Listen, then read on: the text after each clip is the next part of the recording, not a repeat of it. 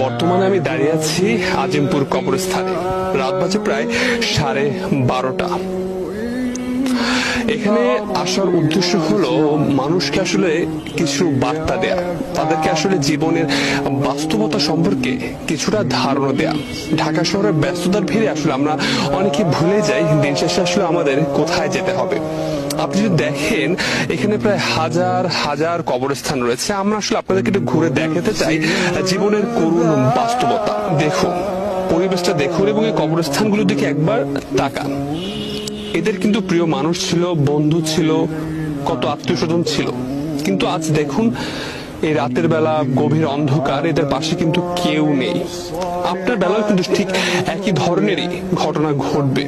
আমরা যদি এই সত্যটা উপলব্ধি করতে পারি, হয়তো আমাদের জীবন অনেকাংশেই বদলে যাবে। রাত গভীর হলে কবরস্থান যেন আরো নিস্তব্ধ হয়ে আসে। পুরো পরিবেশ স্মরণ করিয়ে দেয় সব রাস্তা একদিন এই নীরবতার দিকেই ফিরে আসে। অনেক তরুণের এই ভুল ধারণা রয়েছে তারা হয়তো মৃত্যু হলে মারা যাবে, কিন্তু বাস্তবতা হলো আমরা কবরস্থানে এসে দেখতে পেয়েছি অনেক তরুণ কিন্তু এখানে ঘুমিয়ে আছে।